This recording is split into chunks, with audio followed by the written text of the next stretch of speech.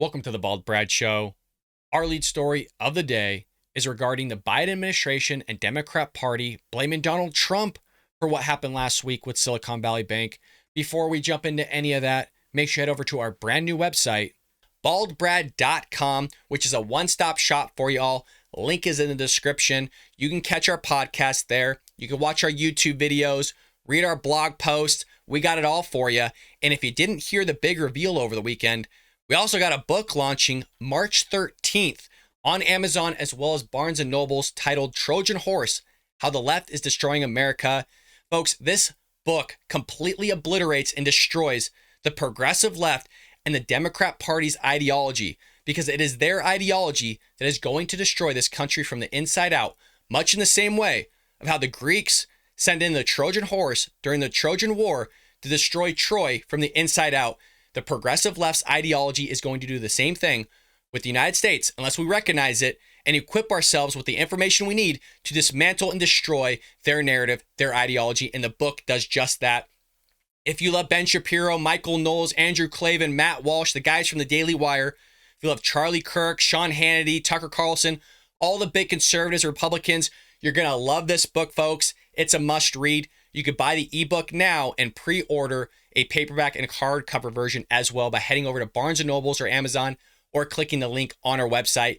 Make sure you pre-order yourself a book today. Again, it releases March 13th. And if that wasn't enough, we also got a store here for y'all. We got merch.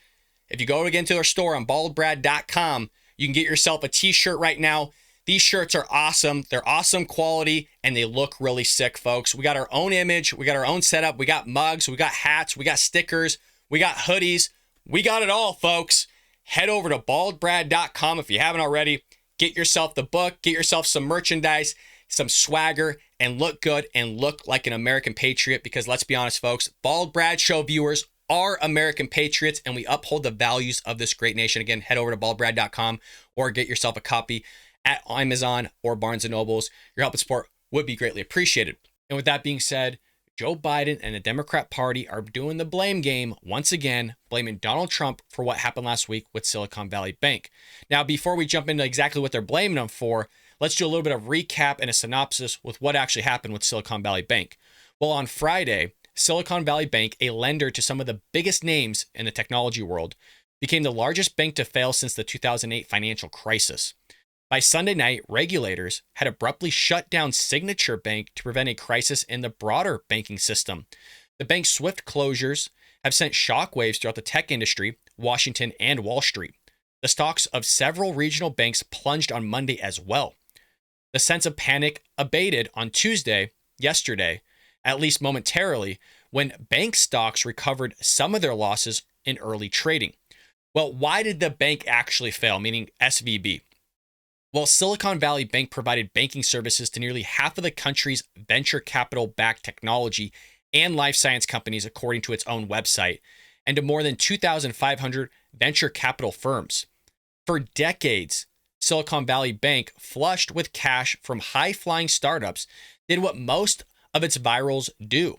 It kept a small chunk of its deposits in cash, and it used the rest to buy long-term debt like treasury bonds, T-bills. Those investments promised steady, modest returns when interest rates remained low, meaning it was a very low-risk move for them to do this. But they were basically what turned out in the shorthand and short-sighted was that the bank hadn't considered what was happening in the broader economy within itself, which was overheated after more than a year of pandemic stimulus. Meaning, the Biden administration and the Democrat Party just pumped the economy full of trillions of dollars and they weren't prepared for what was about to hit them. So this meant that Silicon Valley Bank was left in the lurch when the Federal Reserve, looking to combat rapid inflation, 40-year high inflation, started raising interest rates.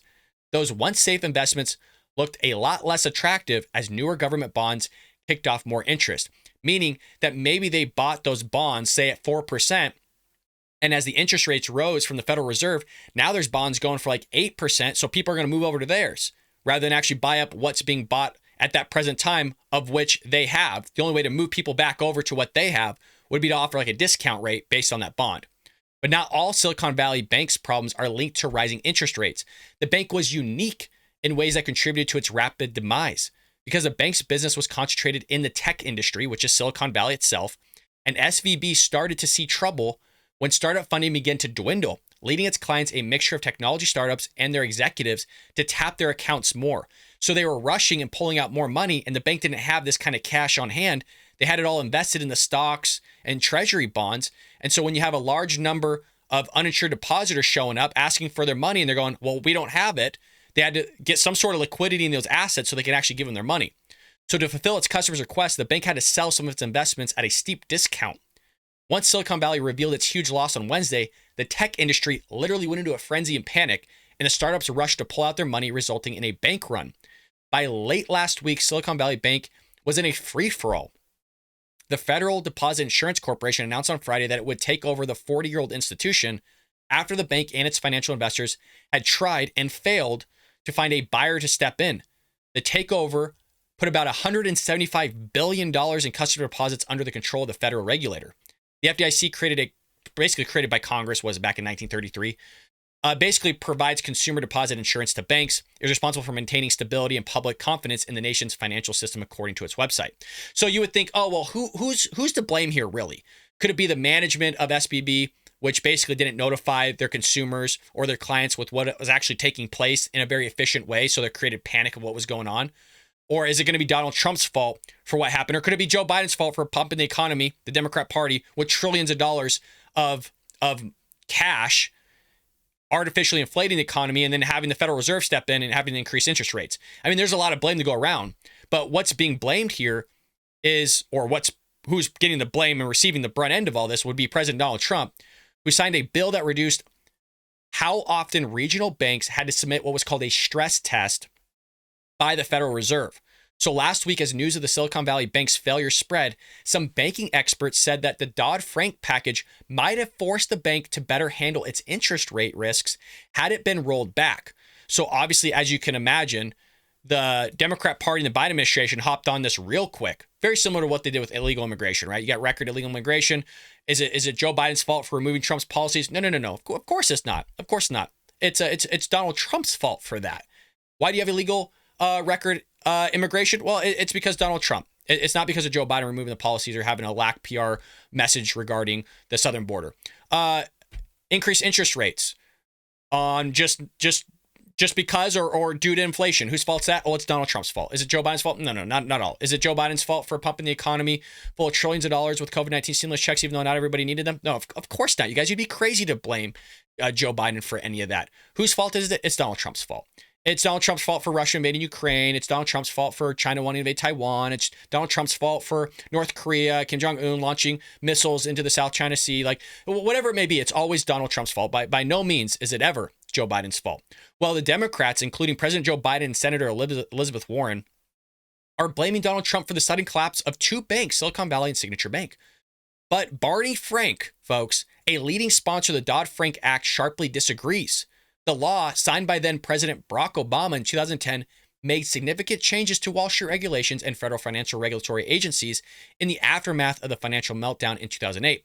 The bill, though controversial at the time, was theoretically designed to protect Americans. So what are the accusations? What's being said here? Well, Democrats say Trump is responsible because he signed a law rolling back some of the regulations enacted by the Dodd-Frank Act.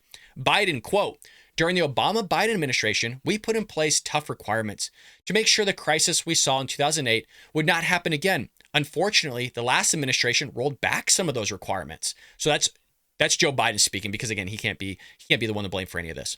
Warren, in 2018, the big banks won. With support from both parties, President Donald Trump signed a law to roll back critical parts of Dodd-Frank regulations. It's true that Trump did sign that into law, folks, but what Biden and Warren failed to mention is that rolling back the regulations had widespread bipartisan support. In fact, 17 Democrats from the Senate and 33 House Democrats supported the bill, demonstrating that it was hardly one-sided effort there. So Frank is saying this, and he was actually quoted in Politico. Frank said he doesn't think that 2018 rollback had any impact on the failure of the banks. "I don't think that had any impact," Frank said. "They hadn't stopped examining the banks." Frank is no partial analyst. After all, he sat on the board of the New York-based Signature Bank until Sunday when it was shut down. But his perspective is strengthened by the fact that he does not believe the rollback of regulations he helped craft contributed to rapid downfall of Silicon Valley Bank and Signature Bank. More from Politico regarding this. Frank, who served as Signature's board since 2015, said his bank was in good shape, but was hit with a run generated by the nervousness and beyond nervousness from SVB and crypto. The bank's digital assets business made it the unfortunate victim of the panic that really goes back to FTX, the cryptocurrency exchange that failed last year. So basically what he's saying is people were freaking out of this whole thing, very similar to what they did with SVB. And by the way, it was also people talking into their ears of, you need to pull out because this bank is about to fail. So everybody rushed to it, which just made the matter worse. And like I said, the management at SVB probably could have done a way better job in their public relations of notifying their customers of what they were about to do, of liquidating certain assets so they can actually give people their billions of dollars that they were requesting. There's no way they're going to sell that type of asset that quickly. I mean, they were even trying to dip into their stocks as well just to get as much cash as they can on hand to give people what they wanted when they were streaming to the bank. And so as you've seen, they don't have the money on hand. And so who they got to blame? Again, it's Donald Trump. I know I'm repeating myself, folks, but it's just amazing to me that they're going to sit there and blame Donald Trump for all this. And you had Jen Psaki on MSNBC's Morning Joe saying that we should all be excited and ecstatic that Joe Biden woke up at 9 a.m. and actually talked about this thing. No, folks, I'm not kidding. Let's hear it from the horse's mouth. And that's what people need to hear from him. Now, it's important to note, President Biden does nothing at 9 a.m. He is a night owl. So the fact that he is doing this at 9 a.m. anyway speaks to how vital the White House recognizes it is for him to have his voice out there, conveying that to the American public. Wow. It's such a big deal that Joe Biden had to wake up at 9 a.m. and get some work done. And not even get some work done. He just had to talk about something. It's a big deal. I mean, the bar is so low for this guy, it's head spinning. I mean, he hits a golf ball backwards. He fights with his teleprompter. He doesn't know his own name. He doesn't know his wife's name. He doesn't know any of his staff's name. He doesn't know where he's going at times. He gets lost, has to be ushered around by the White House Easter Bunny. We've all seen that clip. He gets lost going to the Oval Office. He falls up a flight of stairs multiple times. I mean, it is outrageous the fact that we're supposed to get excited when the president wakes up at 9 a.m. and talks about a national issue. It's just amazing to me that Democrats still voted for this guy, but he's the most popular president in history, supposedly. Yeah, as if anybody actually believes that.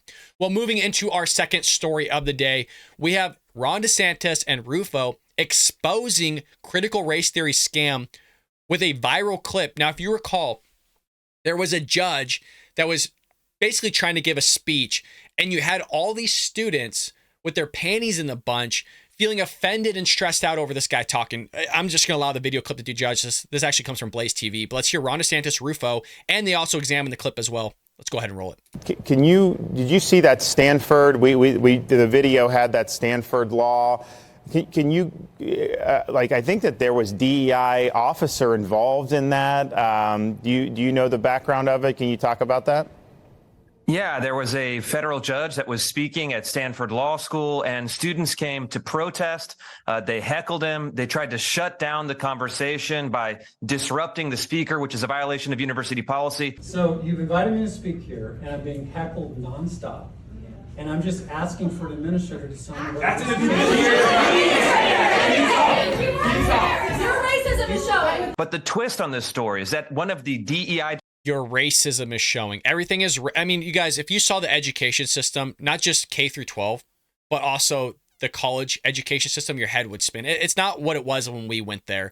Everything from Obama on has completely gone to trash with microaggressions. You're offending me. You're a racist just because there's color of your skin. There's white privilege. All this nonsense is being spewed. If you want to get just a small glimpse of what goes on college campuses, I highly recommend The Vanishing American Adult by prior Senator Ben Sasse, who used to be the senator of Nebraska. Now I believe he's actually the president of the University of Florida or Florida State or something like that. But again, it's called The Vanishing American Adult. It's a fabulous book. Also, you can purchase our book, Trojan Horse, How the Left is Destroying America, where we cover this very same issue of critical race theory and how it came from critical law studies and how that formed and came all the way down into our education system and is basically destroying it from the inside out. So Trojan Horse, How the Left is Destroying America is on Amazon, Barnes & Nobles. You can buy your copy now. Folks, fabulous book, very informative, but let's continue. Directors of Stanford University actually joined in with the student mob, joined in denouncing the speaker and said that this conversation was unsafe. It was making her uncomfortable. And she said that the person shouldn't really even be speaking. I had to write something down because I'm so uncomfortable up here.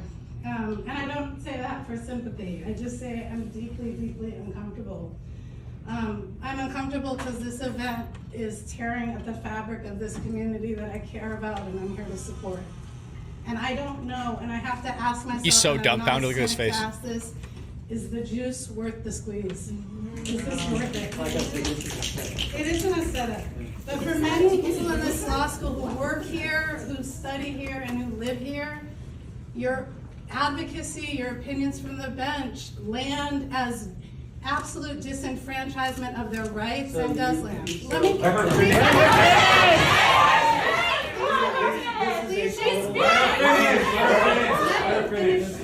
Let me finish. And it impacts directly their people, humans, their families, and their communities. And I'm uncomfortable, and it's uncomfortable to say this to you as a person. It's uncomfortable to say that for many people here, your work has caused harm, has caused harm. And I know that must be uncomfortable. You guys, isn't this insane? This happens every single day, by the way. People are coddled as if there's no actual evil out there in the world. This is where we're at in America. As our society, literally, people are so coddled. Oh, I have feelings. I have sympathy for these people. Your words are hurting them.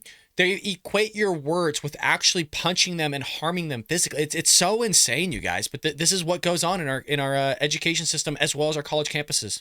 Comfortable to hear. I know that must be. Let me please finish. What you see is that the university itself, once it succumbs to DEI ideology, once it empowers these political commissars that take over diversity, equity, and inclusion offices, they're absolutely hostile to open speech and debate. They're absolutely hostile to other perspectives besides left-wing orthodoxy. And I think this showed in a very dramatic way exactly what the DEI offices do. It's all about smothering debate and enforcing a political orthodoxy. And the more we can do to expose it, I think that the people in the middle of the country, people in the kind of rational center, are going to say it's not a good use of money. It's not a good thing for university culture, and they'll want to get rid of it. Yeah, I mean, I think if you look at some of the amount of money being spent across the country, I mean, you're talking about you could fund huge numbers of scholarships for students to be. To give you an idea, and Ron DeSantis has basically already done an audit on this, but they're paying, like the lady you just saw there, like $600,000 to $850,000 a year to be a diversity, equity, inclusion officer, to do the stuff you just saw on camera, for her to stand there and basically talk to a judge and say, in a nutshell, that he's racist and offending everybody in the room, and that he's harming them with his words, and that, you know, she can't believe that she's up there having to say this, and, you know, whatever the nonsense was that she was spewing. But she's probably getting paid six figures, like $250,000 plus, to be that type of diversity, equity, inclusion officer, which basically just suppresses speech. And anybody that doesn't agree with her is racist or bigot or whatever it is. And by him even talking over her is him mansplaining or pushing his white privilege upon her and suppressing her and oppressing her. And if he's oppressing her, then he's harming the feelings of those that are listening and whatever nonsense being spewed here. But Ron DeSantis is absolutely right. This money that's being spent on just these people in general, meaning these people, these DIE knuckleheads, can be spent on actually taking low-income people and putting them through college, all paid for. But it's insane because your words are oppressing them. My words right now are harming those people. It's so asinine. Be able to come. I mean, you want to talk about, equity, or you want to talk about some of those concepts, maybe let people qualify for some more financial aid. Instead, it seems like the administrative apparatus continues to grow. And, part of what we've said is that this has effectively become a scam because people are making a lot of money off this. So, Chris, can you talk about kind of the industrial complex that is developed around ideas like CRT and DEI? Because I think I saw one thing. It's like someone wanted to come and was offering to speak, give a lecture about, how capitalism was racist, but only for $50,000 an hour. And I'm thinking, like, give me a break. It's so funny he even brings that up because we saw Bernie Sanders is selling a book at Barnes & Noble's, Amazon, and he charges a fee for him going and speaking. The book was literally the case against you don't have to apologize for capitalism or something like that. The book is about literally he's basically ripping on capitalism, which he's done for his entire life. This is a guy that honeymooned in the Soviet Union. Okay, this puts it in perspective. Bernie Sanders, a guy that's loved Cuba, then stopped loving Cuba, then moved into Venezuela, but then once Venezuela went socialist and downhill, now he moved on to somebody else. So Bernie Sanders is literally selling books, ripping capitalism at the same time. Just let that irony seep in, the same irony that Ron DeSantis here is talking about. The communists are always the best capitalists historically, but this is a real thing. I mean, many universities around the country, including taxpayer-funded universities, have DEI bureaucracies that are spending 10, 20, 30 million. University of California, Berkeley, I believe, is spending $25 million on its DEI office. They're paying people sometimes $200,000, $300,000, $400,000 a year. They're paying these DEI directors. And that's lowballing it, by the way. I know I keep pausing it, but I want to fill in kind of other information not filling in here. I know there's a university in Southern California, back when this was all being kicked off, these initiatives like a decade ago, offering $600,000 back then. One person with $600,000 to make sure, and their role in DIE was to make sure that the school was admitting a certain diversity of students, meaning that everybody had equal weight. So if there was 15% of blacks, and then there'd be 15% of whites, 15% of Asians, like that type of stuff. Make sure everything was proportional and that everybody was getting equality and everything was even. Yeah, $600,000 to do that. Isn't that just lovely? More than the president of the United States. And these people would otherwise be unemployable in the private sector. They don't have any skills. They don't have any hard skills and expertise. And so all they do is push political ideology, and they're rewarded by their friends and cronies. And so it's absolutely a scam. You can see a circular use of taxpayer funding, both within the institution, outside contractors, paid speakers. And that's really what needs to be disrupted. The public should not be giving a blank check every year to left-wing activists masquerading as scholars and university administrators. And so it is absolutely a money question as well as a values question that should be subjected to rigorous public debate. Now, the sad thing is that even if you were to remove the funding from these universities, from the taxpayer dollars, or just from the taxpayer in general, all that's going to get done, or all that's going to do, is just get passed down to the students themselves, because they're going to reallocate that money because they want to keep their DEI initiatives. They want to keep pushing this propaganda on these students. They want to continue to brainwash them with all their nonsense. Well, speaking of more nonsense here, the Biden administration has straight up been lying to us, which I even called out from the State of the Union, regarding these unemployment numbers and employment numbers. I mean, just blatantly lying. If you recall, in the State of the Union, Joe Biden's like, well, we made 12 million new jobs. And my whole thing with it was, well, even if that was true, it's not like you created 12 million new jobs. You shut down the entire globe. And so everybody lost their job. And so when people go back to work finally, because everything's open back up, well, yeah, you're going to have an increase in jobs because everything was shut down. The only way you could go is up. But these numbers are inflated drastically. If you haven't already hit that like and subscribe button, please do so. This is from Valuetainment, and it's, quote, "It's BS. Did the government lie about the unemployment rate?" And this guy, Patrick Bet-David, and Barry Habib, Adam Sosnick, Tom Ellisworth talk about the unemployment rate under Biden. And they brought the receipts, folks. This is a good clip. We're not going to watch it all the way through, but I did want to highlight it. This guy's podcast is amazing. But listen to this guy talk about these unemployment numbers and the outrageous lie that the government is pulling on us. I'm on parade saying we got blowout jobs number. BS. Okay. Number one, in January showed 517,000 job creations. That is not for real. What we had a seasonal adjustment. The numbers showed we lost 2.5 million jobs, but they said, January we usually use 3 million. So poof, 500,000 jobs created. We did not create those. But what's even more egregious, take a look, Rob, just scroll through real quick to the next one. I want to show you. So this is the 517, right? Watch these numbers. It really would have been 2.5 million losses on the next one. And go ahead and scroll through if you can. And I wanted to show you the thing from the BLS. Just go to the very next slide. Just advance it to the next one. You see the bottom left? It says the arrow. I don't know if you see the arrow. Just advance it to the very next slide. There you go. At the bottom there, you see where it says 2.5 million losses? That's from the BLS. You can't play with that. Now look at the next one. The next one's absolutely crazy, Pat. I think he's talking about the Bureau of Labor Statistics, I believe. Which, all this is government data, by the way. So it's not like they're pulling a sleight of hand on you to show you these numbers, but it's amazing when he starts talking about them. I mean, literally just lying, just blatantly lying about these numbers, not these men, but the Biden administration, the government in general. Look at these numbers, guys. That's Bureau of Labor Statistics. Right. That's our government, folks. That's our government. So take a look at what they showed from the household survey, which, as you all know, that's where we get zoom in, Rob? That's where you get the unemployment rate. Yeah, there you go. They claimed in January we created 894,000 jobs. But what they did was they made an adjustment called a population control effect. What was that? They picked up some undocumented workers from early 2022. Now, any of us, logically, wouldn't you just go back and say, oh, let's revise the numbers? No, Pat. You know what they did? Although they were never created in January 2023, they put 810,000 jobs as created in January 2023. That's why the unemployment rate went down instead of going up. Wait, you're kidding. No. If you think about this too, folks, in a nutshell, out of that 840,000, 810,000, they just kind of threw in a plug-in number. Like you said, you found some illegal immigrants. We're going to inflate the numbers a little bit. For January 2023, guess what happened the month after that? I hope they bring this up because I haven't actually seen this whole clip. I just saw a few slides here and I absolutely loved it, so I want to make sure we talk about it. January 2023, a few weeks after that, you had the State of the Union. They had to bolster these numbers. They had to inflate them to make it seem like everything's going good. They're lying to you.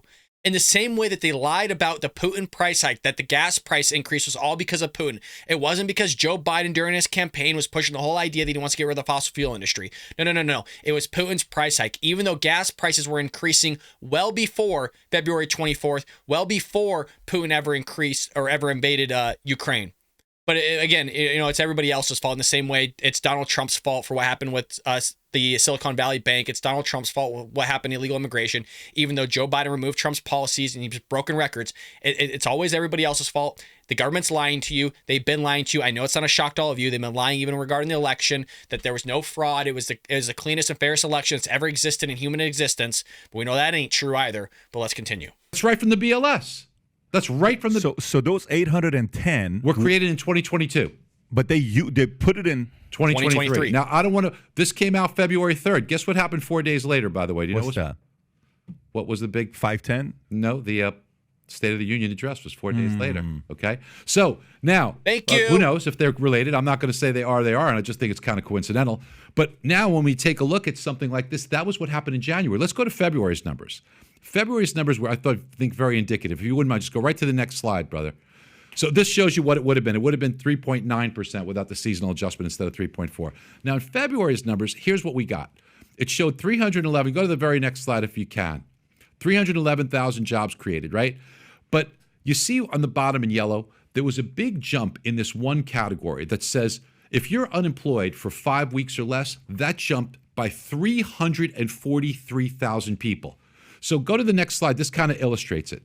So that's a bucket. That bucket jumped by 343,000. So what goes into the bucket? People that just got unemployed. What drains the bucket? If you either got another job or you're unemployed less than 5 weeks. If the job market is so hot, we know that the jobless claims reportedly that week were only 194,000, near very, very low. So you're not getting the inflow into the bucket. But it's not draining because people either aren't getting jobs or they're being in a position here where they're staying unemployed. That's why you see this going up. That's so wild that they present it the way they do, to say it's the lowest in how many years? Lowest in 57 years, 50-something years. Hey, it's the lowest in this, is lowest in that. So, okay. So Barry, I find that fascinating because if those numbers were from 2022 and they should have been applied to 2022, but were carried over into 2023 to make it seem like the unemployment rate was low. But in actuality, there's also a good amount of people that are unemployed under the 5 week or less category, which was transferred into February, theoretically. So it seems like there is some manipulation of numbers and data here that technically aren't false, but because they're spreading it over a certain amount of months, 3 months, when it should have been applied in a certain specific date, or are underreporting the numbers, depending on how you want to look at it, with the 313,000 that they just reported there with 5 months or less. Like, that's insane. That is literally insane. That's no different. That's actually unethical if you really believe it or not. I mean, if you look at an accountant doing that with bookkeeping, that's insane. Under or overstating your revenues or your assets. I mean, that is wrong. It's unethical, but they're doing it with this because they have an agenda to push, because Joe Biden does everything right, you guys. He can't do anything wrong. You're going to see massive ramifications of this about them reporting false numbers like this, basically pretending that everything is fine when actuality it isn't. Because it's going to catch up regardless. All this stuff's going to come to fruition regardless. It doesn't have to come to fruition with people just exposing it. It's just going to happen naturally through the economy failing, like we've seen with our banks, like we've seen just with the stock market not doing so well since Joe Biden's been in office, like you've seen with your retirement in your 401k or 403b, losing an average of about 21% of that, which keeps going down, by the way. So you're going to see this come to light very, very soon. What you're saying is true, and let's just say it is based on the numbers you're giving here. It's BLS. BLS. So it's not like you're getting the number from a survey. Then that means the economy is worse than it really is. Is that a fair assessment? We have less full-time jobs now than we did back in May of 2022. Much of the job gains are part-time workers. Much of the job gains are people working multiple jobs. We have less full-time workers today than May of 2022. You can look at the That's not good. Now, Pat, the next one's going to really blow your mind. Check this out. Now, we got all these job gains, right? Go to the very next slide if you can, please, Rob. This one's really interesting. Do you see that chart on the bottom there? Yes. That chart on the bottom shows COVID. Yeah. But what these are is hospitality and leisure workers. Right. This has been the engine of growth. Sure. Most of the job gains have come from this category, but it's not real growth. You're just putting these poor people back to work, right? Thank you. That's exactly what I was talking about. In a nutshell, he's basically saying, look, this screen here, this graph where you see that massive decrease right there, that decline was March of 2020, where you had COVID-19 instituted because they shut everything down. And then you have the growth coming back up. And he's just reiterating, hey, this is a good metric. This is a good viewpoint of seeing, hey, leisure, hospitality, seasonal adjustments taking place, people going back to work. But Joe Biden's trying to capitalize on that aspect. Let's see how he goes further and deeper into this kind of narrative. But if you notice, we're almost back to trend. Do you see that? We're even lower than that. But eventually, let's say we put everybody back. There's not that much more juice left to be squeezed here, right?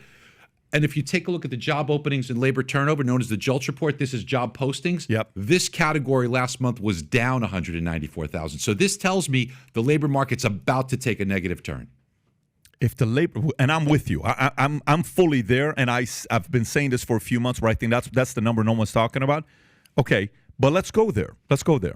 Your background, for people that don't know your background, I mean, if you've been on a couple other. So we're gonna pause it there. We watched about 4 or 5 minutes of this, and I think it's highly informative with what's taking place here, because look, they're really exposing the Biden administration and what they're doing with the manipulation of data. And we see this, it doesn't just come from the Democrats, folks, to be quite honest. It also comes from the Republicans. But I think it's important to kind of raise awareness to how easy it is for the government to manipulate numbers, kind of delay certain numbers into early 2023, as we saw with the employment numbers coming up, or plugging in a number of 810,000.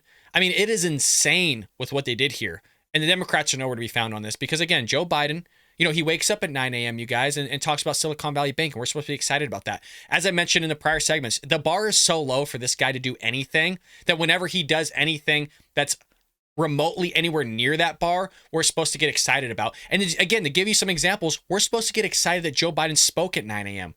We're supposed to get excited that he can read a teleprompter correctly. We're supposed to get excited that he can actually say the alphabet. I mean, this is how low the bar is. That literally, you guys, that he gets awake and speaks at 9 a.m., that's how excited we're supposed to be? That is so insane. But this is the bench for the Democrat Party, guys. They have nobody else. They're literally going to run this guy out on a gurney. They're literally going to put, wire around him and post him up like a puppet and try to make him talk, in 2024.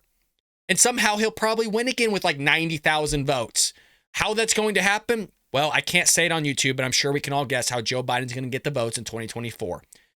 So let me know what you think about all this, folks. We have more news, by the way. There's so much news. I take a day off to celebrate my birthday. It's like there's news galore. So, folks, let me know what you think about all this. Again, head over to Amazon, Barnes & Noble. Link is in the description. Buy and purchase a copy of Trojan Horse, How the Left is Destroying America. You're seeing it in real time. Literally, our country is falling apart with the progressive left and the Democrat Party running the show. We got to find out why. We got to be informed why. Pick up your copy of Trojan Horse, How the Left is Destroying America. You're going to love it. Buy a friend or family member. And folks, hit that join tab below. Become American patriots. Join us here on our journey of being out there, spreading conservative thought and ideas out there to new viewers who haven't seen our content or our channel. Your help and support would be greatly appreciated. And folks, I'll see you back here tomorrow here on The Bob Brat Show.